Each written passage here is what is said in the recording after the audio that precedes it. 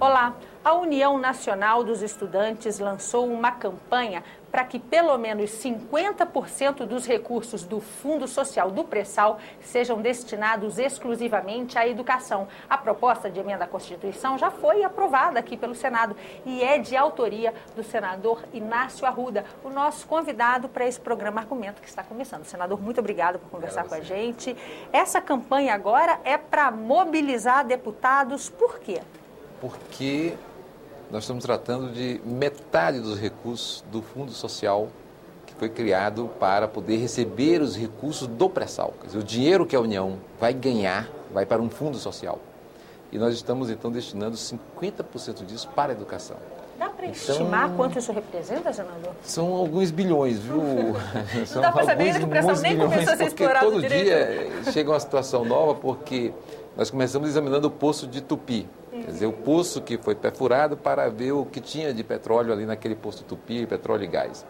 Só ali já tinha uma estimativa de algo entre 5 e 8 bilhões de metros cúbicos de petróleo, que também dariam bilhões e bilhões de dólares em recursos destinados para esse fundo social.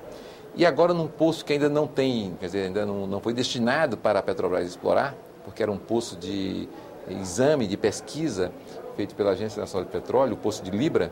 Libra, então, criou uma situação que pode ter até 14 bilhões de metros cúbicos nesse novo poço, quer dizer, nesse novo campo de petróleo. Descoberta, tá, então, feita pelos quer dizer, você vai acumulando uma quantidade muito grande de petróleo e gás, quer dizer, uma riqueza extraordinária que tem que ser explorada com uma certa rapidez para que a gente possa também utilizar esses recursos adequadamente no Brasil.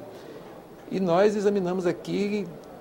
No começo tinha aquela dúvida, a UNE estava com a campanha, discutindo com os senadores, alguns achavam que é difícil você pegar a metade dos recursos do pré-sal. Eu digo, a metade mesmo.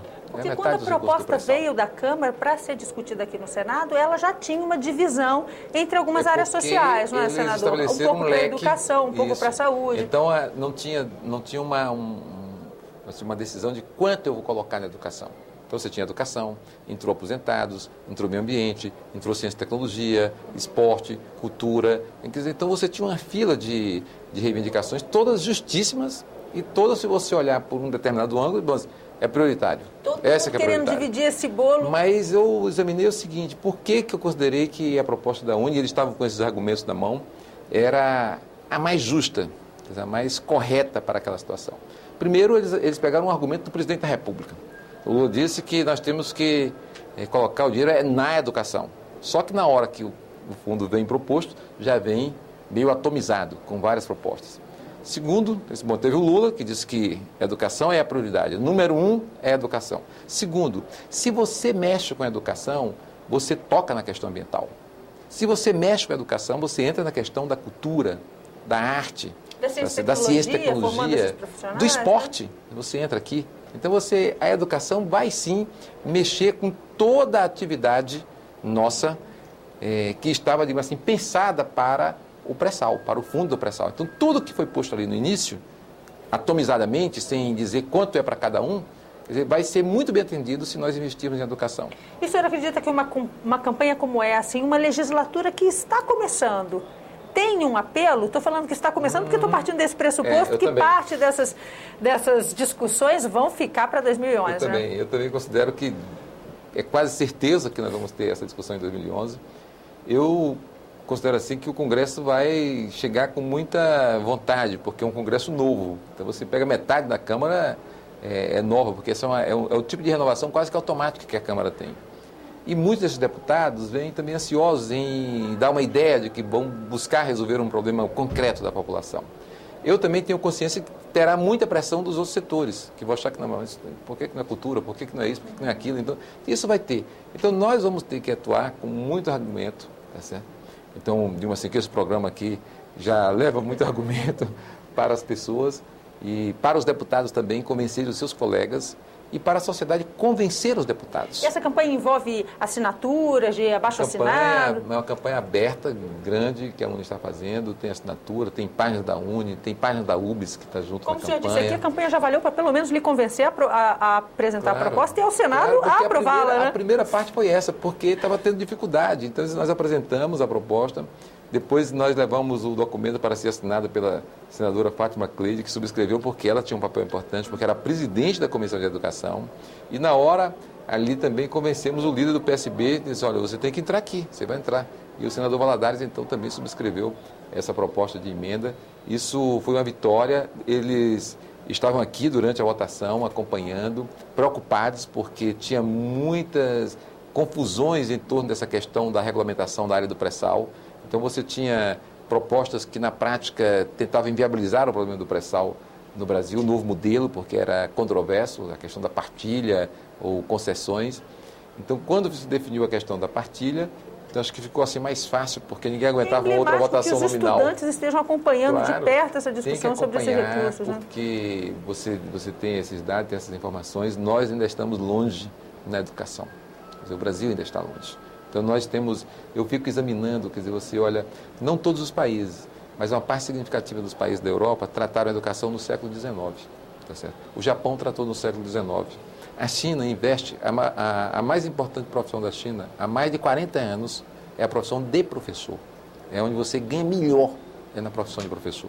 Então, nós estamos distantes, nós precisamos romper essas barreiras que nós temos na nossa frente. E até para ele subsidiar, vou trazer aqui um dado de que o índice de desenvolvimento humano do Brasil hoje, de acordo com as Nações Unidas, é até pior do que a média latino-americana. Quer dizer, então, quando comparado com os nossos próprios vizinhos... Assim, nós estamos numa situação muito grave nessa... Agora, senador, esse dinheiro que o senhor colocou aqui no início, bilhões e bilhões de reais, a depender, inclusive, do quanto vai sair dessa exploração, do quanto vai custar o petróleo quando essa exploração começar a ser reformada, como é que vai ser distribuído? Na sua avaliação, quais devem ser as prioridades? A proposta de emenda à Constituição já prevê que setores devam ter uma prioridade?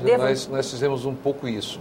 Quer dizer, 80% deste dinheiro que vai para a educação ser destinado para a educação básica. Por quê? Porque você pega o seguinte, um professor universitário na rede pública, hoje, ele tem que ter dedicação exclusiva. Tá certo? Quando é dedicação exclusiva, você já se obriga a pagar melhor esse professor. Mesmo que ele considere que ganha ainda pouco, mas você já se obriga a pagar melhor. Um professor universitário na rede federal, por exemplo, para entrar, ele tem que ter no mínimo mestrado. Em alguns cursos, na disputa, se ele não tiver doutorado, ele nem entra, porque tem uma prova de títulos, se ele não tiver doutorado, ele não entra. Então, você tem que pagar. Aquele que tem graduação, mestrado, doutorado e, às vezes, um pós-doutorado, você tem que pagar muito melhor. Então, digamos que aqui, no ensino superior, não é que nós estejamos muito bem, mas nós estamos muito melhor do que estávamos, digamos assim, há 15, 20 anos atrás. Onde é que está o nosso gargalo? Onde é que você praticamente deixa que as crianças saiam da sala de aula, porque não aguentam a situação das escolas brasileiras? É na educação básica. É aqui que é o investimento.